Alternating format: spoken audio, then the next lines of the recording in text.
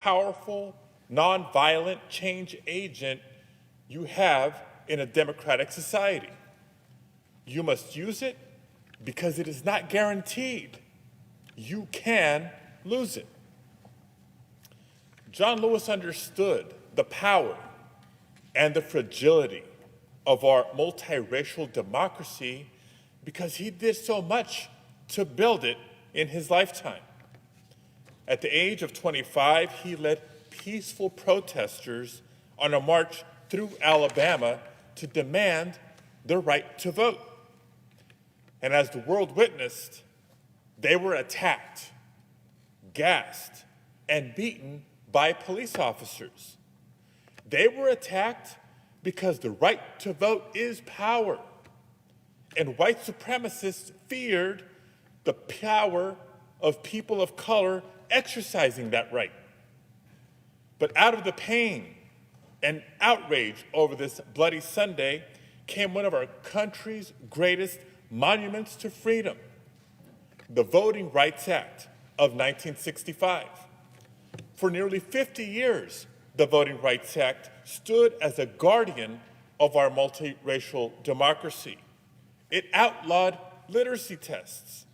It prohibited voting procedures that would deny or abridge the right to vote on account of race or color. It gave the United States Department of Justice the power to review any new voting rules in places with a history of voter suppression and to block rules with discriminatory effects. And critically, the Voting Rights Act recognized the important role of the federal government in protecting the right to vote. It helped guarantee communities of color their rightful voice in our democracy. Over time, the Voting Rights Act was reauthorized 4 times, including most recently in 2006, when Representative Lewis and a nearly unanimous Congress voted to affirm the continued need for its protections. That's right, passage of the Voting Rights Act and every reauthorization of the act was always on a bipartisan basis. But in 2013, 5 conservative justices of the Supreme Court overrode the bipartisan consensus of Congress. In spite of the voluminous record assembled by the Congress and the reality of the country around them, these 5 justices effectively ended preclearance and gutted a key protection of the Voting Rights Act. As Justice Ginsburg, the late Justice Ginsburg, wrote in her dissent, it was like throwing away your umbrella in a rainstorm because you're not getting wet. Well, the storm of voter suppression is most certainly pouring over us now.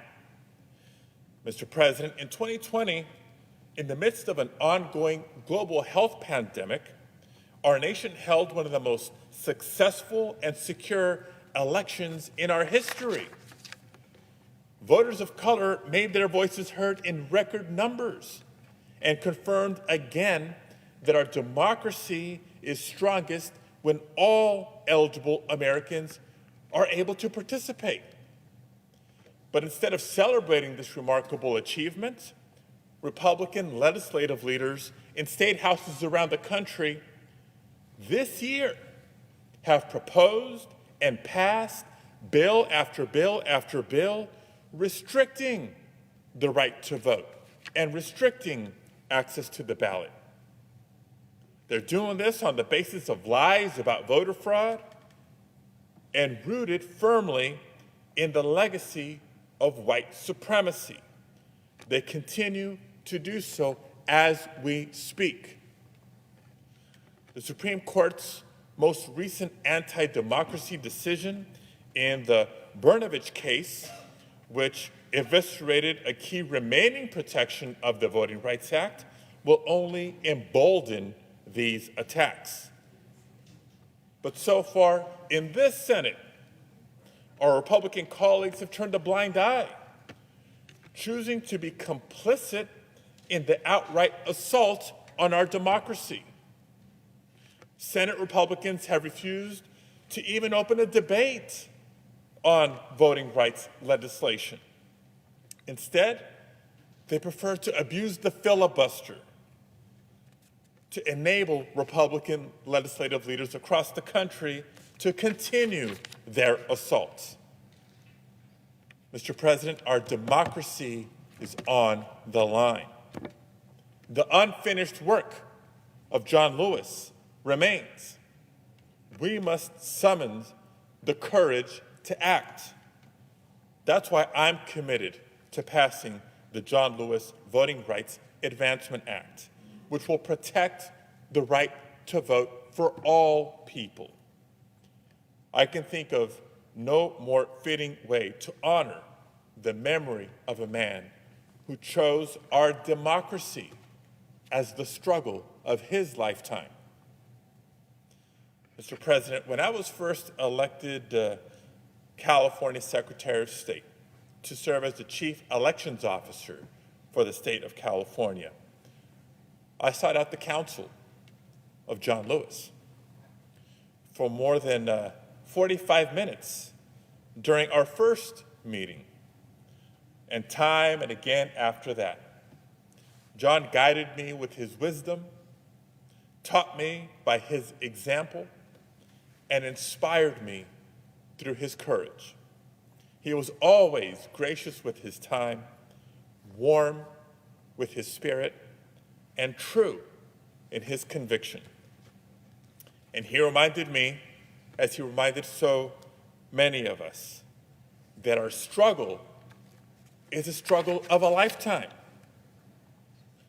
As he said, we cannot be afraid to make some noise and get into good trouble, necessary trouble, along the way. In fact, given the circumstances, it's exactly what we need to do today. As a bipartisan Senate, if we can, or as the elected Democratic majority, if we must, it is imperative that we pass legislation to preserve our democracy.